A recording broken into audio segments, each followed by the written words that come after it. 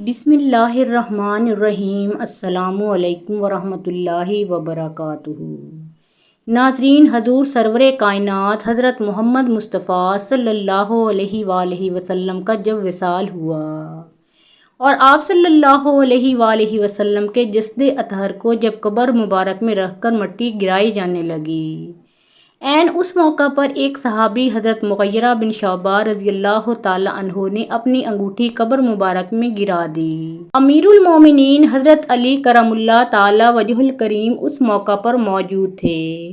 آپ علیہ السلام نے حضرت مغیرہ رضی اللہ تعالی عنہ کو حکم فرمایا، اپنی انگوٹھی نکال لو۔ یوں حضرت مغیرہ رضی اللہ تعالی عنہ قبر اطہر میں اترے اور رسول اللہ صلی اللہ علیہ وآلہ وسلم کے قدم مبارک کو مس کیا اور اپنی انگوٹھی لے کر باہر نکل آئے۔ یعنی آپ سب سے آخری وہ شخص ہیں کہ جنہوں نے رسول اللہ صلی اللہ علیہ وآلہ وسلم کے جسم اطہر کو چھوا تھا۔ امیر المومنین حضرت عمر بن خطاب رضی اللہ تعالی عنہ کے دور خلافت میں مغیرہ بن شعبہ کوفے کے عامل تھے۔ ابن شہاب سے مروی ہے کہ امیر المومنین حضرت عمر بن خطاب رضی اللہ تعالی عنہ قیدیوں میں سے جو لوگ بالغ ہوتے تھے انہیں مدینہ منورہ آنے کی اجازت نہیں دیتے تھے۔ ایک مرتبہ آپ کو کوفے کے عامل مغیرہ بن شعبہ رضی اللہ تعالی عنہ نے ایک خط لکھا کہ میرے پاس ایک ایسا غلام ہے جو لوہار بھی ہے، بڑھئی بھی ہے اور نقاش بھی، لیکن چونکہ امیر المومنین آپ نے بالغ قیدیوں کے مدینہ داخل ہونے پر پابندی عائد کر رکھی ہے تو یہ مدینہ داخل نہیں ہو سکتا۔ اگر آپ رضی اللہ تعالی عنہ اسے مدینہ منورہ داخل ہونے کی اجازت دے دیں تو یقیناً یہ مدینہ کے لوگوں کے لیے بہت فائدہ مند ثابت ہوگا۔ امیر المومنین حضرت عمر بن خطاب رضی اللہ تعالی عنہ نے جب اس شخص کے بارے اپنے عامل سے اتنا کچھ سنا تو انہوں نے خیال کیا ایسا شخص یقیناً مدینہ منورہ کے باسیوں کے لیے نہایت فائدہ مند رہے گا۔ چنانچہ آپ رضی اللہ تعالی عنہ نے اس غلام کاریگر کو مدینہ منورہ داخل ہونے کی اجازت دے دی۔ حضرت مغیرہ رضی اللہ تعالی عنہ نے اجازت ملتے ہی اسے مدینہ داخل کر دیا اور اس پر 100 درہم ماہوار خرچ مقرر کر دیا۔ ابھی اس غلام کاریگر کو مدینہ آئے ہوئے کچھ ہی عرصہ گزرا تھا کہ وہ امیر المومنین حضرت عمر بن خطاب رضی اللہ تعالی عنہ کے پاس یہ شکایت لے کر پہنچ گیا کہ میرے آقا مغیرہ بن شعبہ رضی اللہ تعالی عنہ نے جو مجھ پر خراج مقرر کر رکھا ہے وہ بہت زیادہ ہے جو میں ادا نہیں کر سکتا۔ امیر المومنین حضرت عمر بن خطاب رضی اللہ تعالی عنہ نے اس سے دریافت فرمایا، بتاؤ تم کیا کیا کام جانتے ہو؟ وہ عرض کرنے لگا، میں فلاں فلاں کام جانتا ہوں۔ اس نے وہ تمام کام گنوا دیے جن کے بارے حضرت مغیرہ بن شعبہ رضی اللہ تعالی عنہ نے بیان کیا تھا۔ امیر المومنین حضرت عمر بن خطاب رضی اللہ تعالی عنہ نے فرمایا، یہ جو کام تم بتا رہے ہو کہ تم جانتے ہو اور ان میں مہارت رکھتے ہو، ان کی نوعیت کے لحاظ سے دیکھا جائے تو تمہارا خراج بالکل بھی زیادہ نہیں ہے۔ وہ غلام یہ سن کر ناراض ہو گیا اور بڑبڑاتا ہوا واپس چلا گیا۔ چند راتیں گزریں کہ امیر المومنین حضرت عمر بن خطاب رضی اللہ تعالی عنہ کا گزرتے ہوئے پھر اس غلام سے سامنا ہو گیا۔ آپ رضی اللہ تعالی عنہ نے اسے بلایا اور فرمایا، کیا مجھ سے یہ نہیں بیان کیا گیا تھا کہ تو کہتا ہے اگر میں چاہوں تو ایسی چکی بنا دوں جو کہ ہوا سے چلے؟ غلام ناراض اور ترشرو ہو کر امیر المومنین حضرت عمر بن خطاب رضی اللہ تعالی عنہ کی طرف متوجہ ہوا اور جواب دیا، میں آپ کے لیے ضرور ایک ایسی چکی بناؤں گا جس کو لوگ بیان کیا کریں گے۔ یہ کہہ کر غلام نے پشت پھیری اور چلتا بنا۔ امیر المومنین حضرت عمر بن خطاب رضی اللہ تعالی عنہ اپنے ہمراہ ساتھیوں کی طرف متوجہ ہوئے اور فرمایا، اس غلام نے مجھے ابھی قتل کی دھمکی دی ہے۔ امیر المومنین حضرت عمر بن خطاب رضی اللہ تعالی عنہ کو دھمکی دینے والا غلام ابو لولو فیروز تھا۔ یہ ملعون صرف دھمکی کی حد تک ہی نہ رہا بلکہ اس واقعہ کی چند راتیں گزرنے کے بعد ایک خنجر لیے صبح کی تاریکی میں مسجد کے کسی گوشے میں چھپ کر بیٹھ گیا اور برابر وہیں رہا یہاں تک کہ امیر المومنین حضرت عمر بن خطاب رضی اللہ تعالی عنہ فجر کی نماز کے لیے لوگوں کو جگاتے ہوئے وہاں پہنچ گئے۔ جیسے ہی امیر المومنین حضرت عمر بن خطاب رضی اللہ تعالیٰ عنہ اس بدبخت کے قریب ہوئے تو اس نے تیز خنجر سے آپ رضی اللہ تعالیٰ عنہ پر حملہ کر دیا اور خنجر کے 3 وار آپ رضی اللہ تعالیٰ عنہ پر کیے، جن میں سے ایک وار آپ کو ناف کے نیچے لگا جو کہ گہرا تھا اور اس نے پیٹ کی اندرونی کھال تک کاٹ ڈالی۔ پھر وہ مسجد میں موجود دوسرے لوگوں پر ٹوٹ پڑا اور 11 مزید نمازیوں کو بھی خنجر کے وار سے زخمی کر دیا اور آخر میں اپنے ہی خنجر سے خودکشی کر لی۔ ایک اور روایت میں ہے کہ اس نے کل 13 لوگ زخمی کیے تھے، جن میں سے صرف 4 زندہ بچے تھے اور بقیہ 9 شہید ہو گئے تھے۔ بعضوں کے نزدیک 9 بچے تھے اور 4 شہید ہو گئے تھے۔ حضرت عبداللہ ابن عباس رضی اللہ تعالیٰ عنہما سے مروی ہے کہ ابو لولو مجوسی اور آتش پرست تھا جو کہ ایرانی مجوسی فوج کا سپاہی تھا اور جنگ قادسیہ میں غلام کے طور پر قیدی ہوا تھا۔ حیرت ہے اس ملعون مجوسی کو ایک خاص مکتبہ فکر سے تعلق رکھنے والے لوگ بابا شجاع الدین کے نام سے یاد کرتے ہیں، یعنی اسے بابا شجاع الدین دین کا بہادر سپوت کہہ کر یاد کیا جاتا ہے۔ یہی نہیں بلکہ ایران کے شہر کاشان میں ابو لولو فیروز مجوسی کے نام سے ایک مزار بھی موجود ہے، جہاں لوگ باقاعدہ حاضر ہوتے ہیں۔ یہ مزار کب اور کس نے تعمیر کروایا، اس کے بارے تاریخ خاموش ہے۔ البتہ یہ 11ویں صدی کے شاہانہ انداز میں تعمیر کی گئی عمارت ہے جو کہ ایرانی ٹائلوں سے مزین مخروطی گنبد پر مشتمل ہے۔ اس سے بھی زیادہ حیرت کی بات یہ ہے کہ کچھ سال پہلے تک اسلام کے دوسرے خلیفہ امیر المومنین حضرت عمر بن خطاب رضی اللہ تعالیٰ عنہ کی شہادت کے دن کو جشن عمر کشی کے نام سے ایران کے تقریباً تمام بڑے شہروں میں منایا جاتا تھا، جسے عرب ممالک کے پرزور احتجاج پر حکام نے بند کروا دیا تھا۔ سن 2010 میں مسلمان علماء کی ایک عالمی تنظیم نے ایرانی حکومت سے اپیل کی کہ فیروز مجوسی کے مزار کو مسمار کر دیا جائے، لیکن ایرانی حکومت نے ان کا مطالبہ ماننے سے انکار کر دیا۔ اس کے بعد جامع الزہرا نے بھی اس مقبرے کو گرانے کا مطالبہ کیا اور ایران سے ہر قسم کے سفارتی تعلقات ختم کر دیے، جس کی وجہ سے ایرانی حکومت نے ابو لولو مجوسی کے مزار کو مسمار تو نہ کیا، البتہ اسے بند کر کے وہ جگہ مقامی پولیس ہیڈ کوارٹر میں تبدیل کر دی۔ فیروز مجوسی کے نام سے منسوب یہ مزار قم سے 60 کلومیٹر کے فاصلے پر کاشان فینس روڈ ایران میں واقع ہے، جسے آج بھی ملاحظہ کیا جا سکتا ہے۔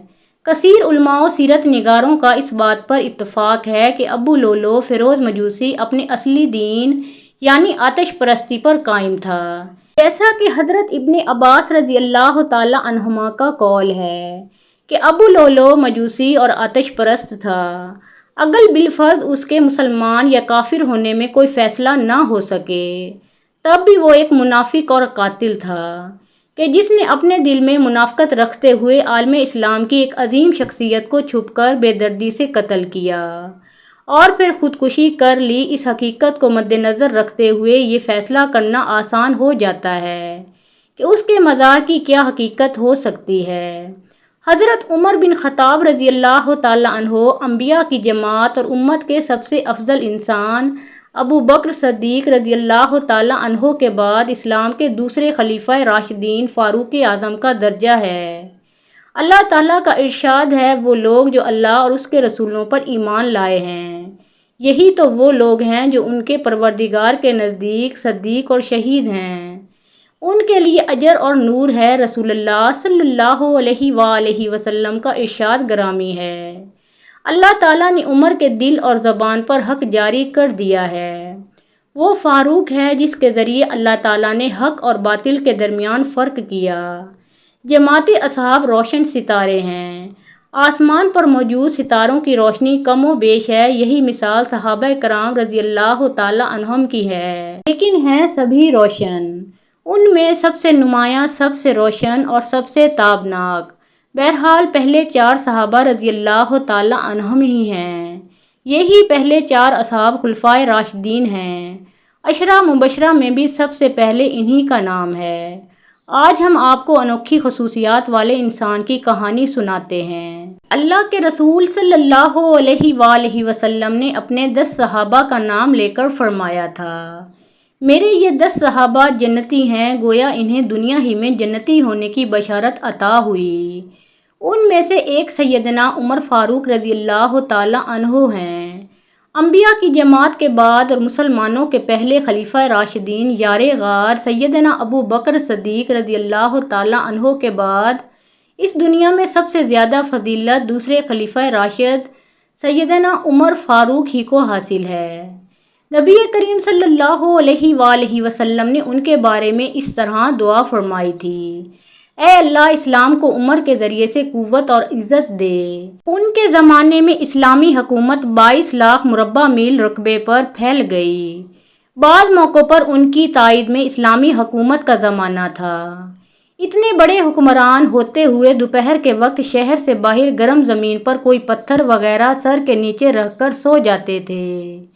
ان کے واقعات اس قدر حیرت انگیز ہیں کہ سننے والے دنگ رہ جاتے ہیں۔ بڑے بڑے طاقتور حکمران ان کے نام سے کانپتے تھے، جبکہ خود ان کا حال یہ تھا کہ جسم پر کھدر کا لباس ہوتا تھا۔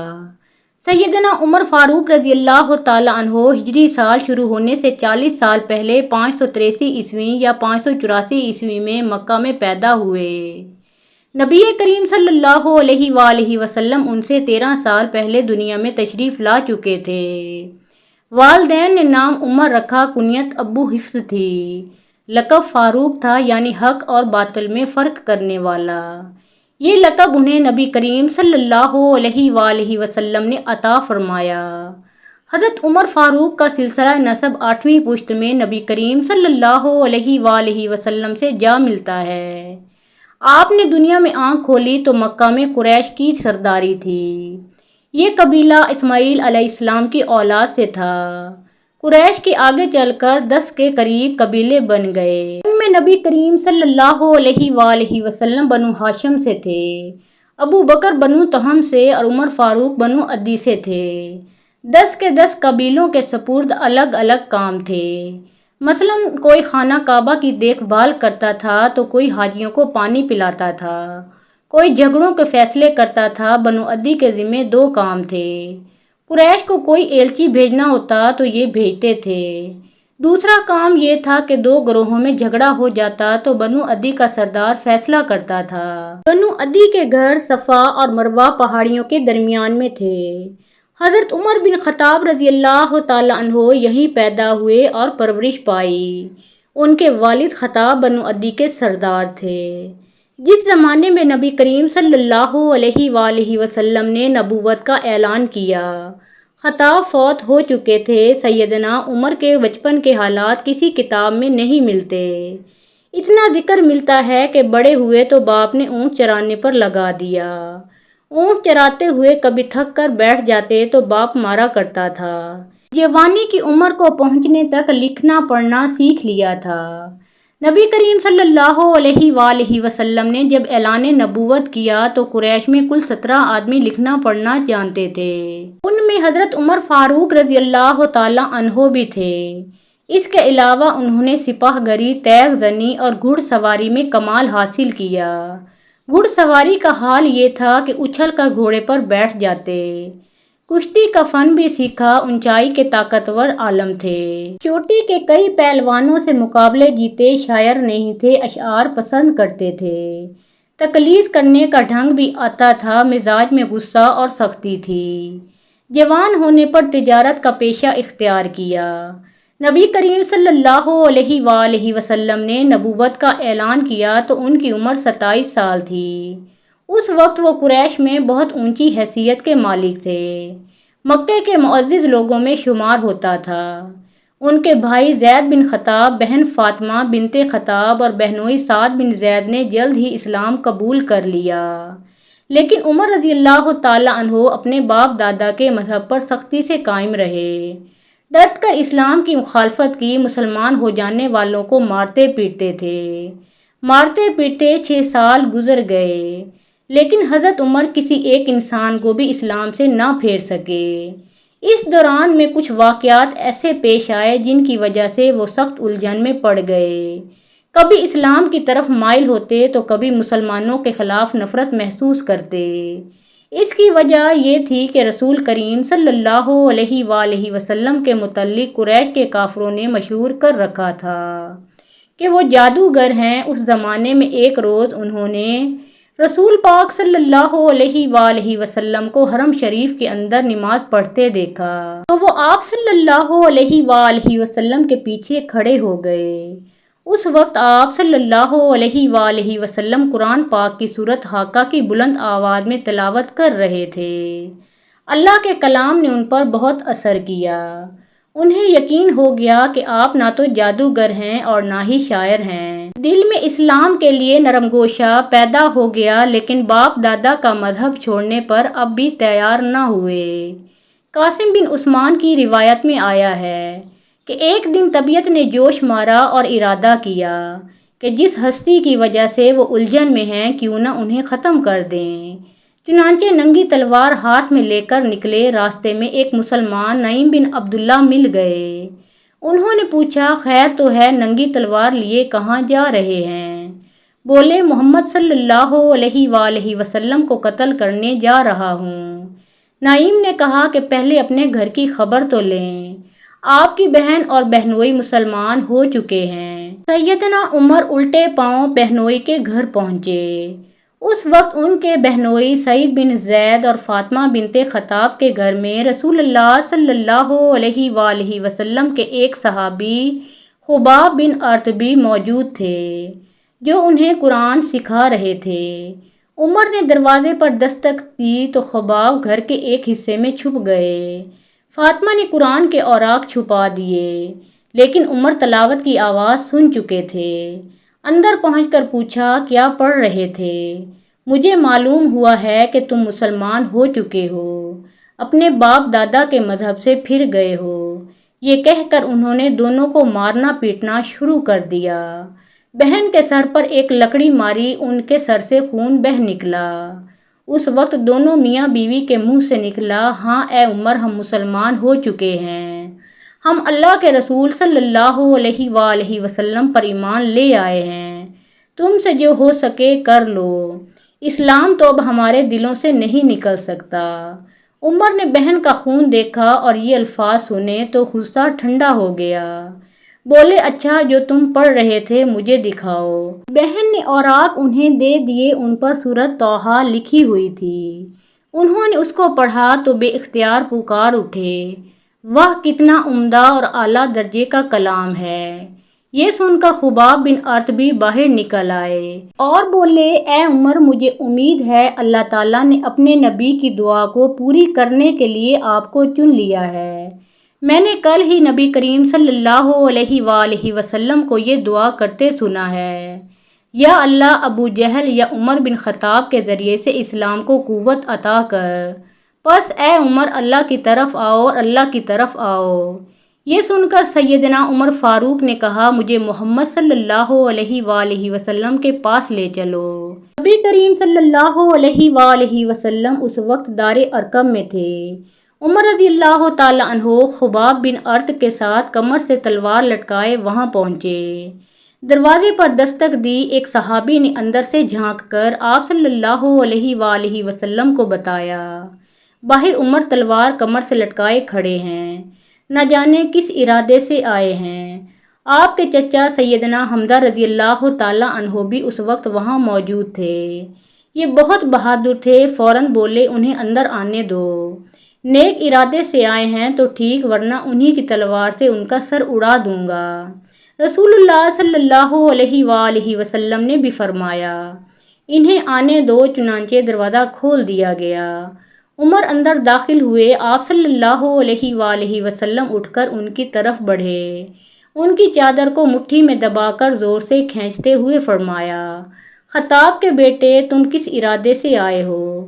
سیدنا عمر فاروق رضی اللہ تعالیٰ عنہ نے عرض کیا، اے اللہ کے رسول صلی اللہ علیہ وآلہ وسلم، میں اللہ اور اس کے رسول پر ایمان لانے کے لیے حاضر ہوا ہوں۔